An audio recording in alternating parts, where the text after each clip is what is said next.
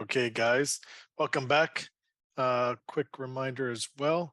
This last wrap up section with Mark will be the conclusion of today. No questions and answer session today. That will be tomorrow during the live trading day, which starts at 8:30 a.m. New York time, Eastern time. There will not be a replay tomorrow, but there is a replay tonight for today's session at 6 p.m. Eastern time. If you have any audio problems or issues with your Zoom, just log off, log back on. With the hundreds and hundreds and hundreds of attendees here, I just see one every once in a while, somebody saying there's low volume. So just log off, log back on is typically what solves that problem. So we will be picking up here with page 502. The wrap up for today's session, again, will last about 25 minutes as we'll wrap up for the day. And let's get right back to Mark and Mark. Okay, welcome back. As promised, we're going to have some closing comments here, and then we're going to end day 4 and conclude the Master Trader program as far as the curriculum is concerned. Want to start off with just pointing out that you're going to go through a lot of emotions as you trade and as you learn. Some of you that are taking this workshop are highly advanced, and maybe you still, that doesn't mean you won't go through a lot of emotions, but maybe you've moved your trading to a level that you're a professional, and there's certain things you will get out of this that someone who's just starting will get something different.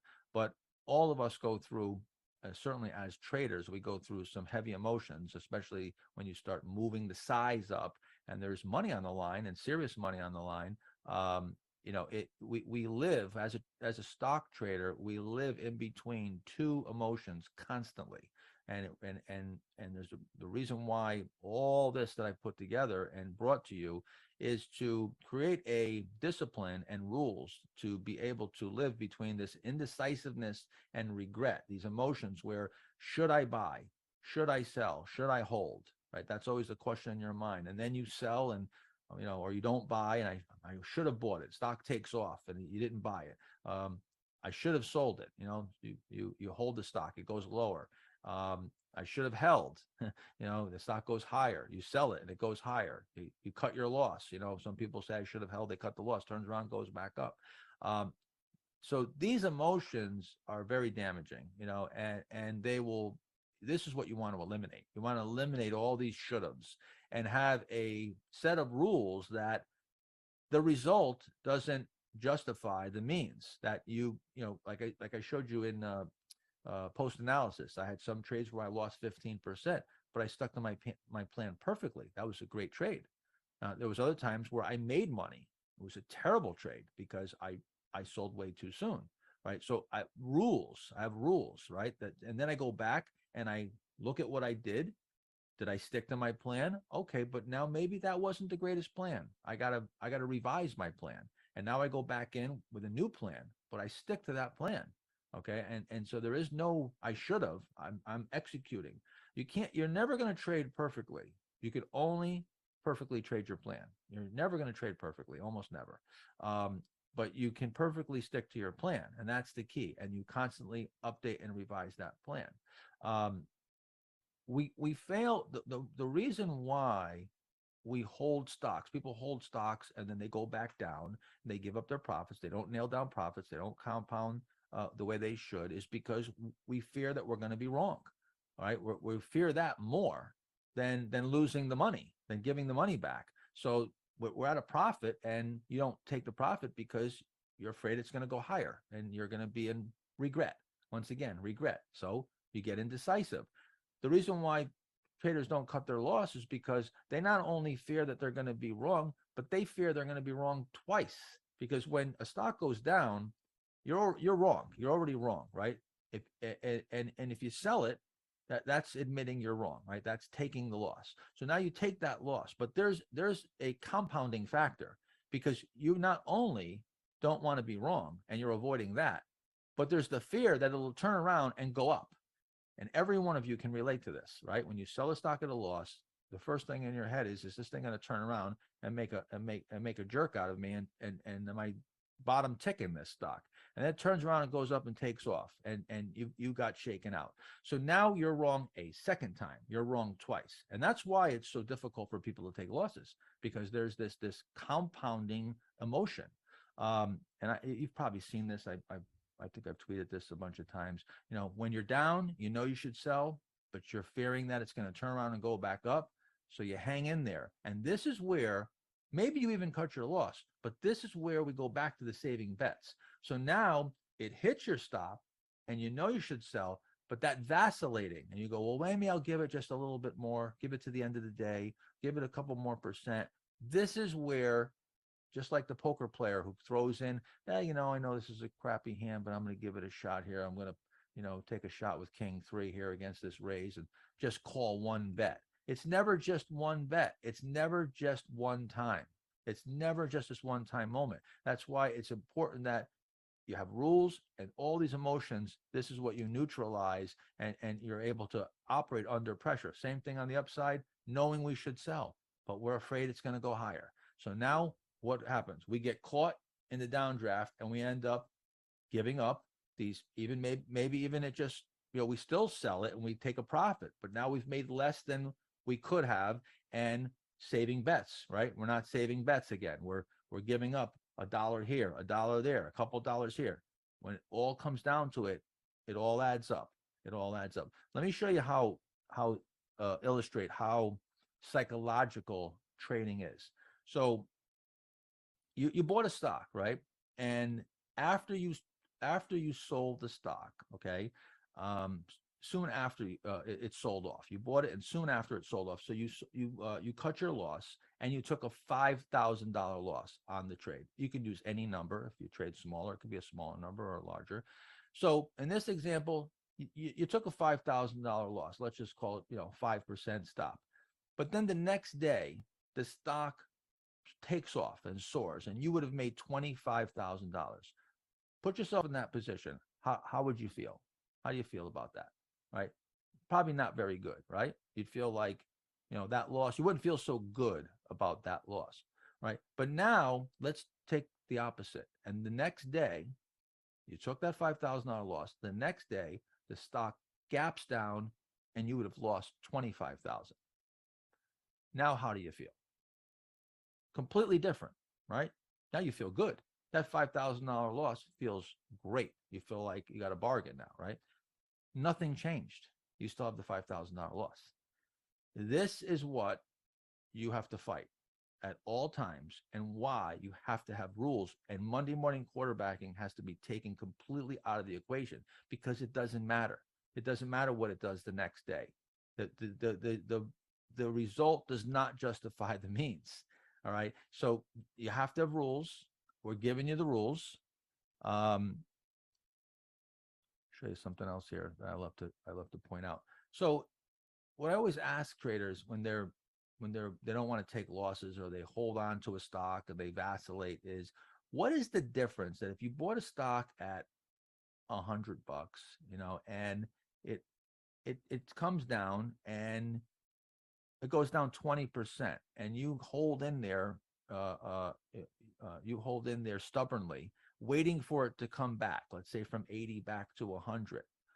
What is the difference if you just sold that stock, and if you bought another stock and hoped and prayed, just like you were on the stock that went down 20% to come back to break even, but you bought a new stock that is meeting the criteria, is acting well, and that goes from 80 to 100 or 100 to 120. What would the difference be is in the end result? You'd still get to the same end result, right? The difference is psychology. You're holding the stock because you want to get back to even. You don't want to take that loss, as opposed to thinking of it as, this stock's not acting right. This stock is acting abnormal. The train didn't come in on schedule. There's violations. Let me move that money into something that's acting well. You could accomplish the same goal once you move outside the emotions of it, and you move outside the ego. Mark, I just want to make a point there, because this is something I hear all the time when, all those different little examples you gave. This one right here, you buy a stock at 100, you should probably stop out of it at 95 or 90. And for some reason, somebody doesn't. And I usually ask them, well, why are you holding it? Well, I was waiting to get out at even. I'm going to get back out at even. And I said, well, if I brought you an idea and I said, best case scenario, you break even, worst case scenario, you lose all your money, would you take it? Of course, they say no. And I go, well, that's precisely what you've put yourself into in terms of the situation you're in. Best case scenario, now you make no money, and worst case, you lose all your money. That's psychology 101, that works for folks. And I would say the difference between A and B is precisely why guys like Mark and myself, even in the same name, somebody will hold it down 20%. We're going to buy it, come in through it cheap, make money on it from 80 back up to 100 while that person's getting back to even. And we do that over and over again while other people just churn themselves usually the wrong way because they don't understand all the things that we've gone over in the last few days. But this is just a perfect example of why when psychology gets in play, it makes you do things that are completely irrational often. Yeah. In the case that Mark's and the example is that you turned it into basically like writing a call option, big risk for a small reward. And even if, let's say, okay, you held it and you made 20%, you didn't get odds. You let it go down 20%. Now you let it come all the way back from being down 20% and it goes up 20%. You've made this a lot of ground, obviously. And now what did you accomplish? You got 1-to-1 on your money. You didn't even get odds on your money. And if you do that to our previous point a few times, if you do that 100 or 1,000 times, at some point you will blow up. Right. Think about doing that over and over. You put yourself in that position. Do you think you're going to come out a winner? No way. You're certain to come out a loser. So you want to go in. We talked about going in with a plan. You always go in with a plan. You should be knowing exactly where you're going to cut your loss. Before you even get into a trade, you should know the criteria, the buy point at which, when the stock breaches that pivot point, exactly where you're a buyer, how much past that point you're going to buy, and you don't a maximum amount that you're going to buy beyond that buy point. I recommend no more than 1 to 2%. 2%. You're going to get slippage, and there's times where you're going to pay more than that. You put a market order, but you want to try to stay at about 1%, no more than 2% above that buy point to really keep it as accurate as possible on your buys. Don't vacillate.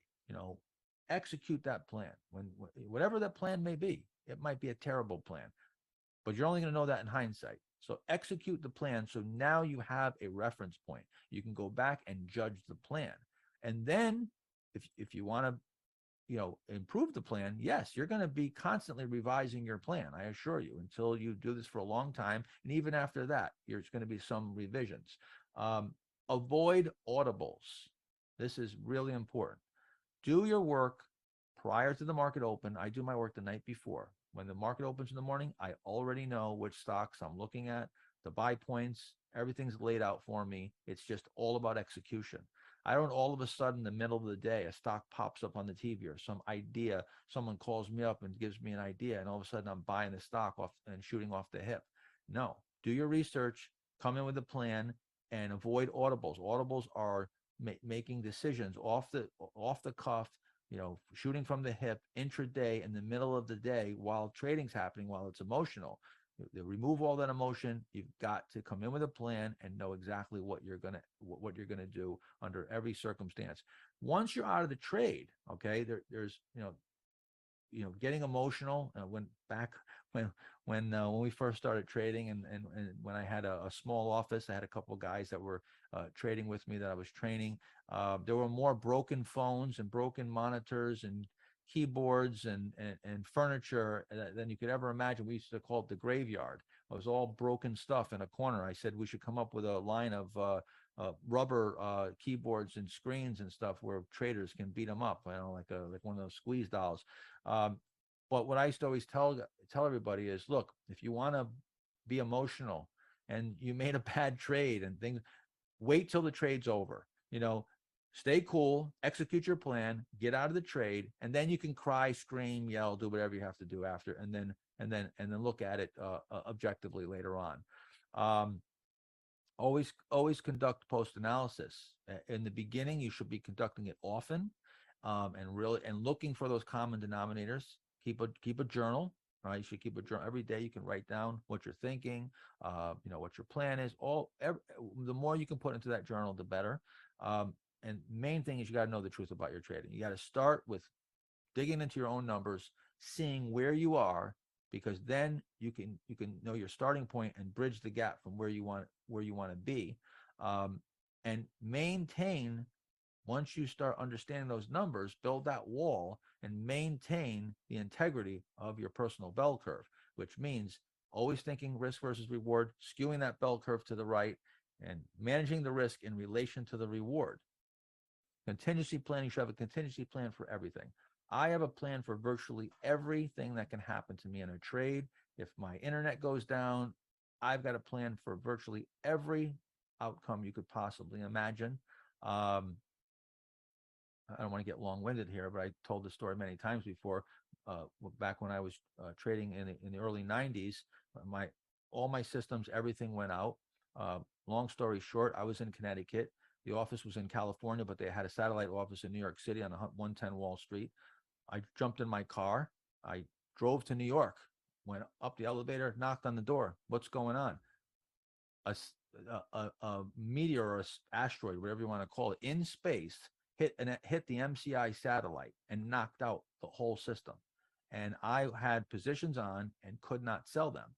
Anyway, long story short, just to show you what event can happen that you would never even think of. Long story short, from that point on, I kept the mirror account. I have, if for every $1 million I have in an account, I have that same amount in another account where in a different brokerage firm. So if that brokerage firm goes down, I could always short against them if I had to.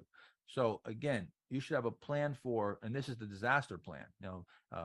I know where every Starbucks and every place that has Wi-Fi within 10 miles of my home. I have backup systems in my home where I have hotspots and I have redundancy. Obviously, that will be something that you will grow into over time, depending on how much risk you're taking dollar wise. Initial stop loss, you should have a plan for that. Selling at a profit, there's two ways: selling at the strength, selling into weakness. You should have a plan for both. A re-entry plan. Stock stops you out. Remember, doesn't mean that you walk away from it. It might reset. It might be just another iteration within that tightening through that VCP process. Right now, we're in a bear market. Very often what will happen is a stock will break out. Enphase is a perfect example. A stock that has been trying to come out of a base and it's forming a pretty good sized base, but it might just need more time. It might need more time and need to tighten up a bit more. Sometimes you'll come out of a base and it's tight on the right side, but it needs to tighten up more. And it might not hit your stop, or it might shake you out, and then it tightens up a bit more. And a week down the road, a couple weeks, a month down the road, stock looks even better. Just because it stopped you out at a 5% or 8% loss today doesn't mean 3 days from now, a week from now, the fundamentals aren't the same or even better. So it doesn't necessarily change the company. But again, you have to manage risk in real time. You're not going to hold it and make a case that the fundamentals are good, because the stock might be discounting something. So you have to respect the risk. But if the stock meets the criteria again, it's like aces. If I lose with aces, I'm not going to stop playing aces. I'm going to play aces again, right? So all about over time, probabilities.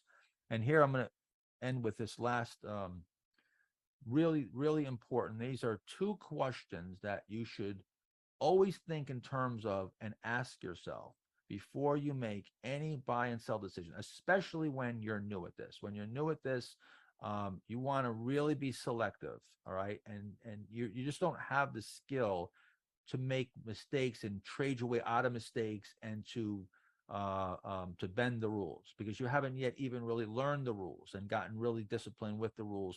Until you have been doing this for a while, you can't even stretch whatsoever. You've got to be as disciplined as possible. There are caveats. We've talked about some of the caveats behind some of these rules. But next time you're about to make a buy decision, you're going to buy a stock, ask yourself this: if I was limited to 10 trades per year, okay, if I made 10 trades this month, I couldn't trade again until next year this time. I could only make 10 trades per year. Would this be one of them? When you think in those terms, you get really selective, and you make sure that you're dotting all the I's, crossing all the T's, and you're buying perfect. That's sort of how I focused myself and got myself from being all over the place to really boiling it down to only the very best setups and aces. Like I said, aces and kings. You want to focus on the best setups and get good at playing the premium hands. Just like in poker, you're going to play the premium hands, the highest probability hands, shove your money in with those high hands, stay away from the crappy hands, and manage that risk reward. Same thing, you're creating asymmetric leverage. The next time you're about to sell a stock, a sell decision, ask yourself, how is this going to look on my spreadsheet? Profit and loss. So how is this going to look on my bell curve? Mentally visualize your bell curve, right? If the loss is starting to balloon, well, you say to yourself, how's this going to look on my spreadsheet? You can visually see where that's going to reside on your bell curve.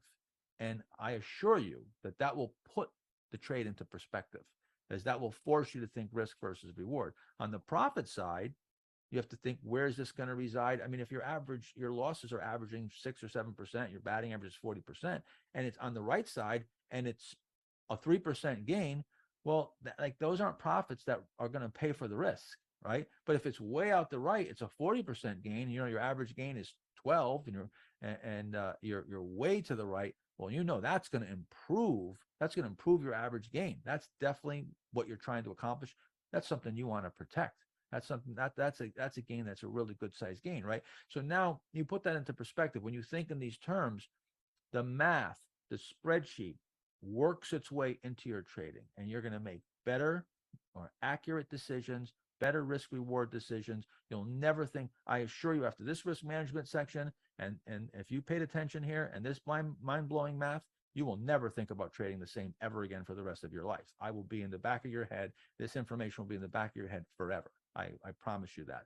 So anyway, I want to, the next couple slides are just some for your own edification. You can read, there's just some trading rules, the reasons, I put the reasons why people fail to achieve super performance. And these 8 keys to super performance are in my second book, Think and Trade Like a Champion. You should read this section over and over and over, because it really comes down to these 8 things. When these are really important 4 keys to the return side of the equation and 4 keys to the drawdown. We've covered this in so many ways, but that's a little refresher or summary. I want to congratulate you.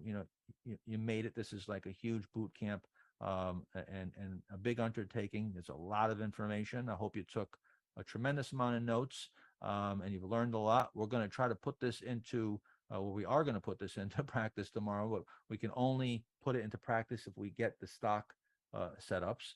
Sometimes we don't get any stock setups, and I've said this many times before, I'm not going to lose money just to entertain you. So we're going to have to actually get stocks to meet our criteria tomorrow to trade.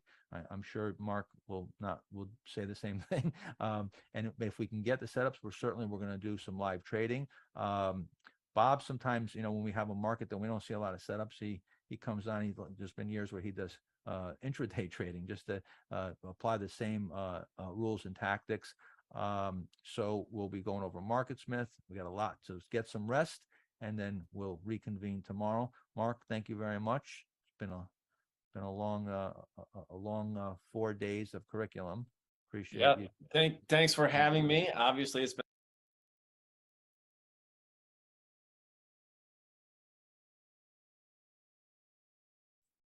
All right, guys, that is wrapping up the final wrap up of the 2022 Master Trader Program.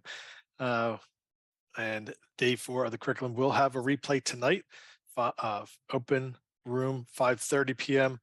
We will have the start of the replay at 6 p.m. Eastern. Sorry that we just cut off Mark Ritchie's final comments there, but he will be, of course, sharing with you tomorrow. During the live trading day, more thoughts, and we will get to questions and answers as well, as Mark said, any trading that he'll be doing.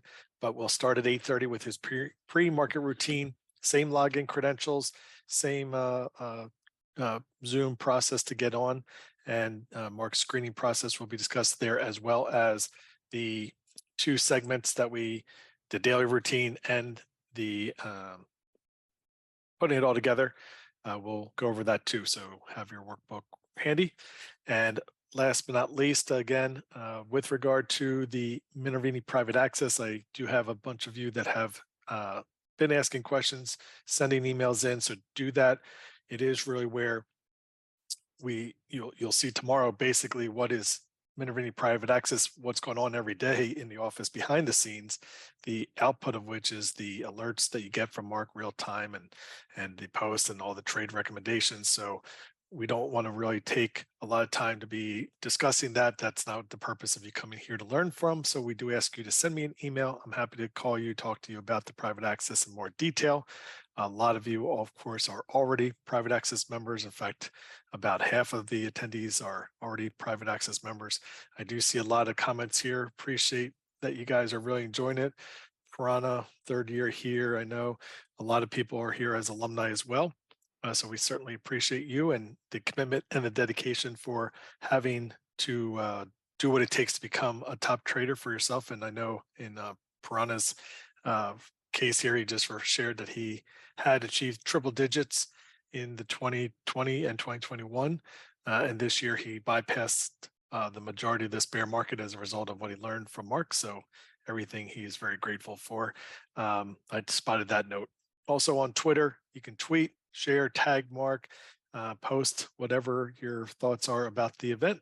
And you have truly survived, as Mark referenced it, a boot camp. It is feeling just like that. Imagine in the old days in person, it was 3 full days in a row. You guys are getting this broken up in half days. Last but not least, quick housekeeping note, the certificate of attendance of completion rather does have a typo in there. So we will get a new certificate emailed out to everybody with proper information on there. So don't worry about the one that's there. We'll send you a follow-up to everybody via email. With that said, I'm Bob Weissman. Appreciate having you join the journey with us for the weekend of the 2022 Master Trader Program with Mark Minervini, and we will see you tomorrow morning. Recording stopped.